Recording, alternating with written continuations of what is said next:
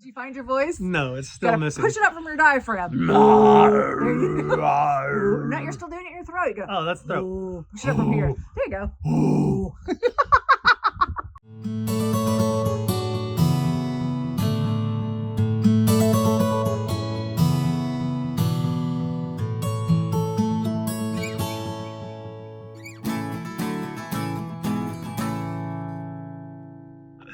All right, Lane, let's talk about what's been going on. Lots been happening. So many muchness. So many muchness. We've got painting still going on forever and ever and ever. Well, we're painting in the middle of winter. So there are days that are too cold to paint. While it is way warmer in Natchez, Mississippi, it still does get too cold some days, and then he has to avoid rain, but we love our painter. It's kind of catch as catch can with what days we can paint. But yes, our painter. I mean, we've barely had to do anything exterior painting wise. We've done some, but he shows up and he is getting it done and doing a good job. He is our one worker that we can count on. Greg Gibbs. Yes. Ha! We love it. 2 thumbs way up. So he's still working hard. But most of it's been centered on the kitchen. So the kitchen renovation is beginning. So we have to come up with a creative solution to work in this ridiculously huge but difficult space. Lane came up with this brilliant idea. I'm really excited about it. And instead of cabinetry all around the walls, we're going to put everything in the center. We're going to do an island that is going to incorporate everything. There will be 2 antique cabinets. They're huge. That are freestanding on either side of the chimney. All your storage will go in there. So if you're here cooking, all your spices are there and your pans are there. I think it's going to be phenomenal. As a matter of fact, I want to redo our kitchen to be like this kitchen, really. Yeah, we just redid our kitchen. So no, absolutely not. You know, one of the things that I find the most jarring when you go into a historic home that's been redone is a modern kitchen. You walk through this historic home, modern kitchen, and it just... Kitchens and bathrooms can really throw off the vibe. Yeah. And so we want, while we're not going to do a period Victorian kitchen, right, with a chopping block in the center of it and a coal-fired stove, a wood-fired stove, we want it to feel like a Victorian inspired kitchen. So it's not necessarily going to be a fitted kitchen. It's not going to be a trendy kitchen. Not a trendy kitchen. And I do want to warn people, there is a fine line to walk. It is a difficult line. There's a fine line between a period appropriate kitchen and a modern farmhouse kitchen, which, while I think the thing that's out for 2023 is telling people what's out in 2023. I'm so tired of that. That's good. Let people do what they want to do in their houses. You know, staying away from trendy looks is going to increase the longevity of your space. Yeah, so, you won't have to do it again in a year. Like she wants to do. But we always do that with bathrooms and kitchens. As when you go as vintage as possible, it will always when look you go right. Classic, it will always be classic. It just will look like it was meant to be there. Again, save your long-term money and do it classic. Yes. Because we like some of the trends. Oh, heck yeah. You know, we don't hate every trend that comes through. Some of them we love, but if you do that, you're not going to love it in 5 years. In 5 years, 3 years, you're going to look at it and go, look, I did this in 2023. Yeah. And you can, it's like, you know, well, I'm not going to say the things that are out because I don't like that. So anyway, we just try to stay away from things that are going to feel dated really quickly. The thing that I hate, and I mean hate, loathe, despise, detest, abhor, is appliance shopping. Oh. There are many reasons. With First of all, I hate going to the big box stores because they're never going to get installed correctly. They're never going to get, it's going to take 6 months to get them in. You're going to get some 18-year-old yahoo who is just trying to sell you something, right? Not that being 18 years old is bad, but he's never worked in a kitchen before. He doesn't know what's great about a stove. It's just an excruciating process. And then if you go to an appliance store, you feel that pressure to buy something. Like it's like so much pressure. Like I'm got to buy something because it's a small store. I just hate it. I hate it. And availability. How do you feel about it? I hate it. Oh, dang. Availability is so hard. It can take so long. Most places, especially small appliance stores, don't have the money to stock large quantities in their warehouse. So it can take, upwards of a year to get your appliances. So we're doing something new this time, and I am really excited. I'm actually really excited about appliance shopping. We're really excited. We are shopping online for our appliances. We have discovered AJ Madison, and they are the world's largest online retailer of appliances, apparently.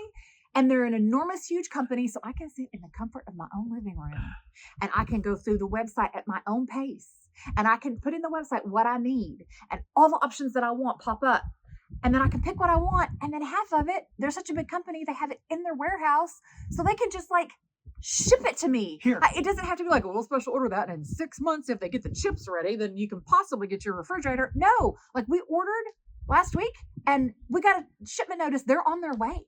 So that I'm super. That is exciting. That is thrilling. Yeah. So we'll show you. We'll show you when they come in how that goes. Let's go. What all have we done in that space so far? Well, the kitchen. We are having to start ground up. Literally, we had some foundation issues in the back of the house, and so we're dealing with those. We had a couple of beams that needed addressing, and we can fix those. And a pier. I had just gotten tired and it was just kind of giving out, sort of like me. It's kind of crumbling from the top down. So we're taking care of that issue, and then we had some flooring we had to replace. So one of Kevin's biggest projects this week was the way that Linton, the street that this is on, runs. Everything runs. It's all the houses are downhill from each other. So the runoff from the neighbor's driveway has been running under the house for years. We're dealing with that, but because of all that water intrusion, the floors in the kitchen, gosh, what about a third of the way out, maybe quarter of the way, were rotten. And if you know anything about me, you know that if there's a rotten floorboard in the house, I'm going to find it. Lane's going to fall I'm through. going to fall through the floor. She fortunately did not fall through these. We knew they were bad. And so we actually completely cut the floor out of the first bathroom, the bathroom that we added, because we're doing all tile floor there, and we're doing a sunken shower, and for other reasons, we took that whole floor out. So I was able to reuse all of those boards. So it's wood that's original to the house, right, being repurposed, which we're really, really big which on. we always do whenever we can.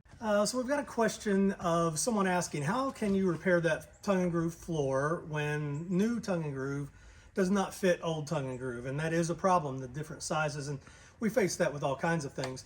We're actually using this, which is salvaged from the first bathroom in the first bedroom. We cut out the floor completely, put in subfloor because we're tiling all of that. So we're able to reuse this wood. And I've talked to you about you reusing tongue and groove before. You're always going to get a little damage on the tongue, but as long as your surface is good and you've got some tongue to get in there, you're going to be okay. Nail it down good. But if you don't have any salvaged wood that you can use, you can also have this milled, and we've done that before. Just take in a sample of what you have, and getting it milled is really not as expensive as you might think, so it's definitely an option. Another great option is salvage yards, although we hate for these houses to go down or to lose all of their flooring or whatever that people do to these crazy things. A lot of times these salvage yards will end up with it, and that can be where you go to find your beautiful wood. Are you tired, sleepy baby? I'm tired. Am I standing up straight at all? Not really. How's this? Is that right? Well, it's a little bit better. And your enthusiasm is waning. Oh, yeah. It's, it's been a long day. It's been a long day, but you're doing a great job. Thank you. So that was project number 1, so we could walk safely around the room. And it wasn't easy. It's never easy when you're feathering in. And we didn't feather perfectly like we normally would, because we have other plans for these floors that don't require the amount of feathering that you would do if you were going to just strip them and stain them. But it was still really difficult because it was right up against the wall. There was a little bit of a dip. You had to work really hard on that. Yeah, and if you ever have tried to reuse tongue and groove is always difficult. Getting tongue and groove to set in after it's been pulled out, it's just always difficult. Yeah. Got a lot of nails to deal with, but I made it work. I think it looks It pretty good. Really, really good. What'd you find, Kevin? Well, you know what? If you ever have a hole in your floor, Yeah. here's a simple fix. Okay. Tin can lid. No critters getting through that. That's right. These are actually super common. You'll see them really, really regularly in historic houses where there were problems with the floor. They made do with what they had, and very often tin can lids were used. We have these all over Melly. We've got several here in Pearl, and I bet if you have a historic home, you've seen one too. I also spent like one whole day pulling up those tin can patches on the floor. So if there's a hole in the floor or in the wall, they just tin can patched it. But one of them was a sardine can lid from probably like 1910.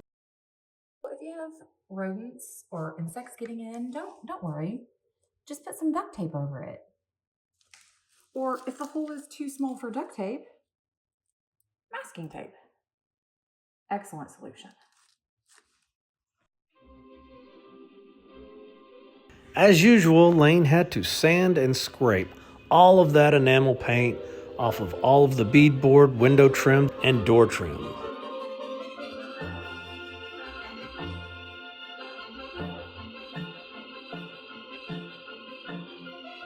This episode is brought to you by CuriosityStream, our favorite.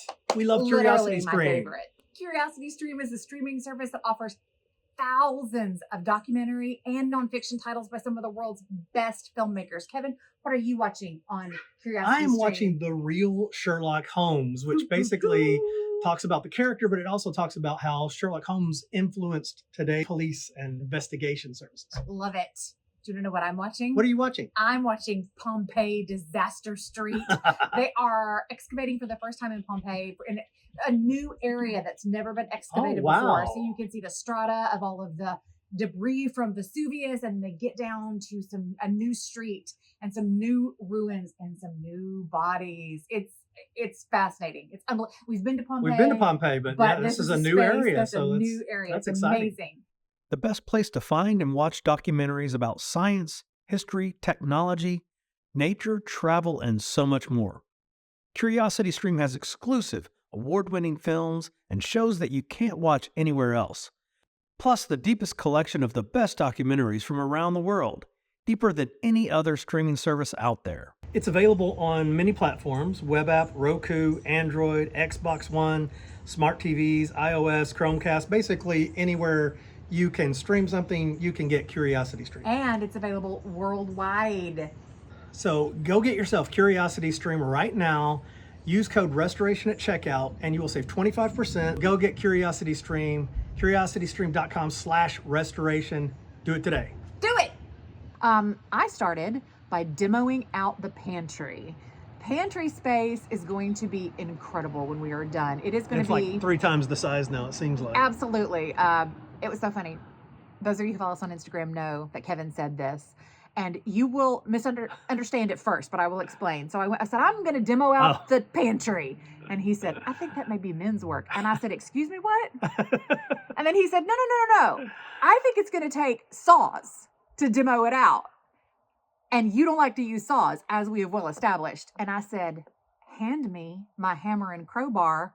I'm going in the pantry. And I spent most of the day, but I demolished that pantry. Didn't I? You sure did. It was a woman's work. Never underestimate the power of a woman with her hammer and crowbar. Well, when you say demolished, she carefully took out all of the shelving and got us a clean open space in there. Which we were going to reuse some of the shelving, but I told Kevin the longer I was close to it and could see. Here's the deal. This is no disparagement to the former owner, but the house has been empty for 12 years. We've talked about that. They left all the food in the kitchen. So it's an empty house with a pantry full of food. So you can imagine many creatures help themselves to a smorgasbord in that pantry and left remnants, left little DNA samples everywhere. So we're not reusing those boards. No. Those are there's going to be new boards in the pantry. This is why you should always clean your wood before you sand it or paint it.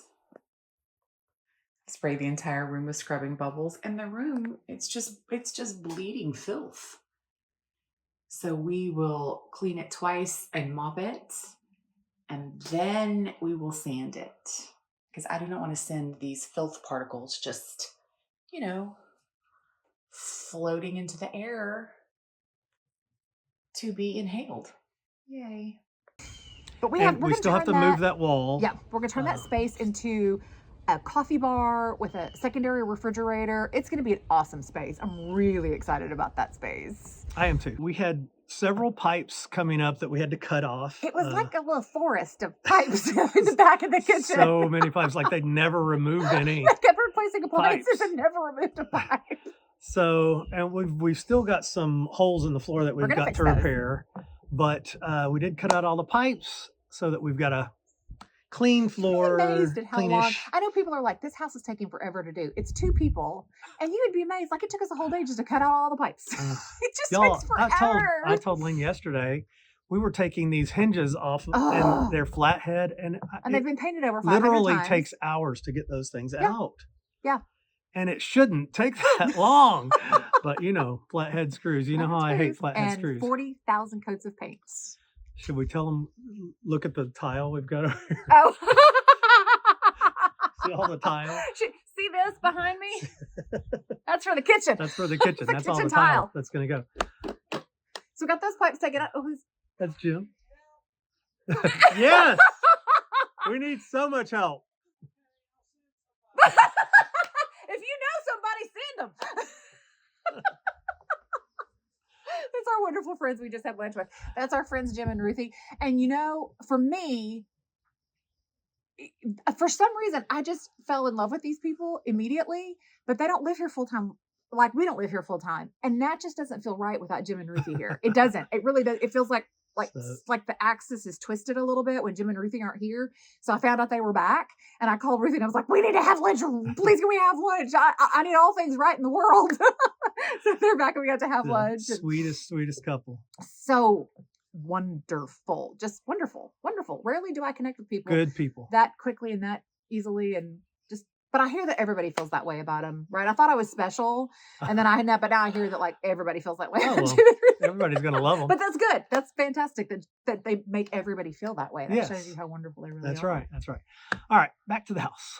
All right, so we had the old chimney that we are leaving, but we need to face. So I did put beadboard around it and had to use masonry nails to keep that in. But I think because we can't nail that in. Now. We can. We glued it. Liquid nails, but to keep it up there while the liquid nails were hardening. And so I had to do that. Had to build out a little trim there. And now I'm in the process of taking the door to the only bathroom out from the hall. And here's the deal. First of all, that's going to be the main bathroom. So most people don't want guests to have access to their main bathroom. No one wants that. But my problem with it, because I really toyed with it. I was like, maybe they wouldn't care and just, let people access. But it's off the kitchen. And I don't know about you. And a lot of people don't have this issue.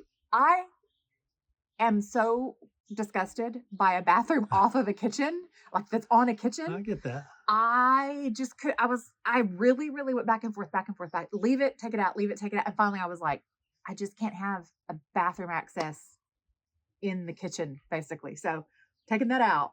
We went out to Max 601 Salvage, and boy, he hooked us up with some beadboard. Yeah, because we have reused all of our salvage beadboard, which I thought would never end. So much. Because we had so much out of the closets we took out of the front. But we finally used all of that and had to go get some more but Mac had exactly what we needed. So, yes. And I also, while I was there, bought the brackets for the sink for one of the bathrooms and the bathtub for the back bathroom. So it was absolutely worth the trip. Yeah. I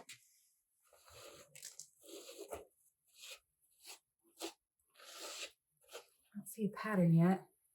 That's definitely a floor cloth.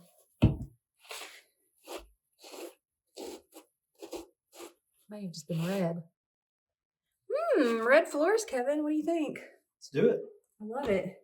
Well, we took down the one light fixture in the room, which was a scary moment for Kevin because he was like, this is the one light fixture. But I kept telling him, this light bulb puts out like 5 watts of light. So it's not going to be any different. It wasn't doing much. We've got actually a little fluorescent light on the side that was under a counter. But you could see the level of filth on the light fixture. Let me tell you why this room is so dirty.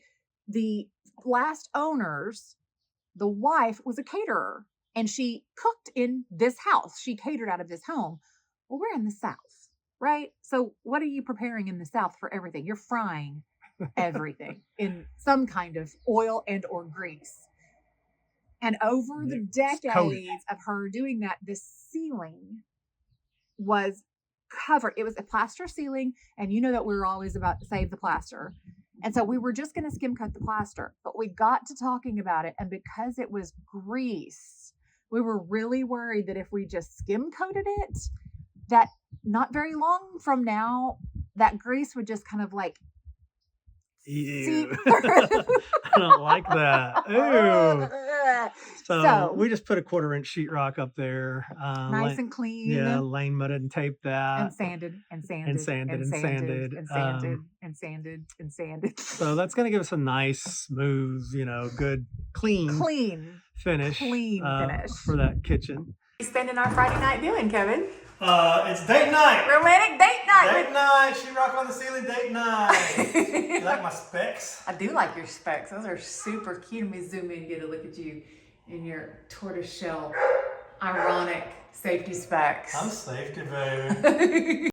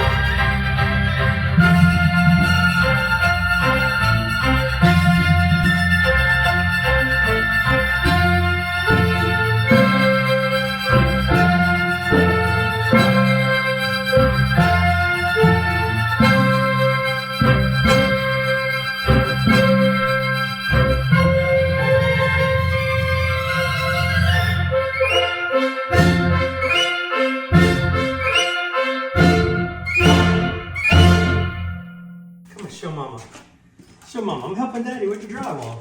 He needed a piece just this size. Just that big? Yeah, just this Did big. you bring it to Daddy? Good boy.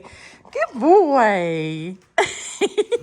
Brings us full circle to some things that have happened this week. The electricians came. The electricians came. They had like 4 pretty simple jobs to do. They did have to replace the panel, which is a bigger job.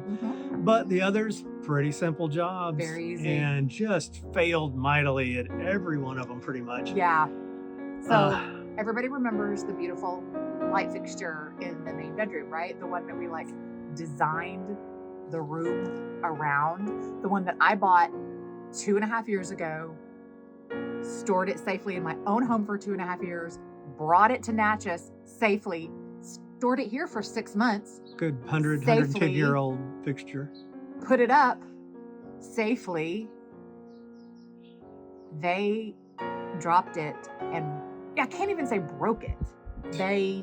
It smashed. Looked like the Hulk got after it. Really. What I would say is it looked like somebody played whack-a-mole with it. Yeah. It's like they put it on the ground and took a baseball bat and just It just whacked shattered. the fool out of it. So, we should tell them why they had to get into it, because it was up and it was operational. But there had been a problem with the wiring in that room for who knows how long. Yeah. Because when we bought it, it actually had Tape over it. tape Do over not the use. switch that said "Do not use." But Kevin, when we pulled the electricians in, I was standing outside the bedroom. He walked the head electrician through the whole house, and when he took him into the main bedroom, he explained the problem. When we turn the switch, it blows the breaker. blows We the need you breaker. to fix this. And he said, this light fixture basically is irreplaceable. Be really careful with it. Like he said that to the electrician. Now, DIY 101, not even electrician 101, DIY beginning homeowner 101 is if you're going to work with a light fixture, a fan, anything, before you put it up, before you take it down, you take the globes off. It's literally 101. And you know what else I thought about? What? Through all this? So the story is that 3 guys were on a ladder and they were holding it and they went to do something with it and it sparked and they dropped it. My thought is, why was the electricity still on while they were taking the light fixture down? That's a good question. What kind of electrician takes a light fixture down with the power still live to the light fixture? Seems to me like the first thing you do is flip that breaker off. I didn't even think of then that. take the globes off, then take the light fixture down. Yeah. So. And then figure out what's going on with the wire. Failed in so many ways. But the story shattered is our light. that it fell, it sparked, all 3 guys went running. It hit the ladder, rolled down the ladder, and then shattered on the ground. The 3 guys that were responsible for it, they didn't tell the boss the day of the incident. They talked to the boss the day of the incident, but didn't tell him that it had happened until the next day. Then all 3 of them have been magically sick the Calling rest of in the week. sick. Won't come into work afterward. They're afraid. Which they should be. But they should be. But the man in charge of the electrical department for this pretty large company came over, was super apologetic, said we will take care of it. He did all the right things.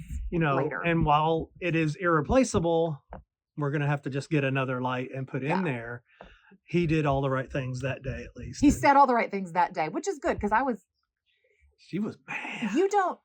I have a whole very serious business persona that you guys don't see a lot. My professional persona, because that's not my real personality. This is me. But I have a very serious side that I can pull out when I need to, and I haven't needed it in a long time, really. But I pulled it out that day. And initially I told Kevin, I was like, you better talk to him because you don't want me in there. And Kevin said, oh, you need to come in here. And I was like, all right, here she comes, pulling her out of my pocket and putting her on for a little bit. But everything was a mess. We had put exactly where we wanted the light fixtures. Got up and measured it out, drew precisely. It out. And then, so 2 of them were right. And then the other 2 had 6 inches off. Had little holes drilled where we wanted them. And a wire was sticking out of one for some reason. But then, and even though there was not a joist, there was nothing in the way. Ceiling joist there. They moved them about 3 inches behind that, which makes them about 6 inches off total because they moved them 3 inches behind the center point. So now the center point is about 6 inches off. Ugh. Yeah. So anyway, it's going to work fine where they are, but that was just a mystery, which we had to fix, right? Right. Had to get up I had to get up and remud and resand the ceiling that I was done with. Which look, there's nothing I hate worse than mudding and sanding. Okay, I can do it, but I hate it, and then I had to do it again. Yeah. But then we'll show you the panel box. The panel box is insane. That apparently a man who's been an electrician since 1980 did this. Are you ready? There you go. What do you say? It's crazy. So we're dealing with that. It's been a week. Is there anything else we've done in the kitchen other than I guess that we talked about the drywall? Drywall. Now we've drywalled the walls, but we don't have to mud and tape those because. And why did we drywall the walls? Because they're plaster, and you don't hang tile on plaster. Don't hang tile on plaster unless you want to see this. Unless you want your entire wall to fall down. So yeah. Oh, I remember what I was going to say a while ago. Now, so putting up the drywall was pretty easy. Like I've shown you guys before, use the 2.5-inch screws because you've got to get through the plaster to the stud. But putting the drywall on the ceiling was a huge challenge because instead of your normal limestone plaster, it has gypsum plaster, and it is hard as concrete. It's like it really is like going through a solid stone. I was about to kill myself. It was horrible trying to get a screw through that. And there were a couple places that you could not get a screw I had to pre-drill for a drywall screw, people. If you've ever gone through plaster, you know how ridiculous that is. But that's how hard that was. So that was a We challenge. regretted our decision to put the drywall up pretty quickly, right? Well, first of all, we have a drywall lift, which is awesome. But insert video here of the fact that the drywall lift apparently had a stroke between now and the last time we used it. And we'd get it like almost to 11 feet, and then it would just like plummet back down again. Problem with the cord, I guess, but it was trying to kill us. So the drywall on the ceiling was a real challenge. Right. So back to the walls. Now we don't have to mud and tape those because we are tiling all of this tile. And before anybody comes at me about subway tile being out of style, look, subway tile is never out of style. Never. It is a timeless classic. If anything has been around for 100 years, it's not out of style, or 130 years, 40 years, 50 years. And Victorian kitchens very, very, very frequently had the walls entirely covered in subway tile. So that's what we're going to be seeing. And that's what we're going to do. Pearl's Kitchen. It's going to be so Yes. beautiful. I can't So I think that's pretty much it for what we've done. wait. Yeah, that's it last for right now, I think. Couple of weeks. We are getting a couple of folks to help us, we hope. Please, Lord. And we're going to try to push through. And maybe next time you see a work video, you'll get to see the kitchen after. That'll be pretty I don't know exciting. if it'll be after. Oh, it won't be the whole island in it, probably, Maybe not. and the appliances, but we'll have But the maybe the walls tile and the done wall and the paint and all of that. So you can see that. You'll see the shell before the island. Yes. So here is the before. Here's the midway before. Here's the almost ready to actually start working before, and then we'll do the after next, hopefully. But thanks for watching, guys. Subscribe and Give us a thumbs up. give us a thumbs up. Sharing is huge. Yeah. Comment. Thanks for being there for us. We love you. Love ya. Bye.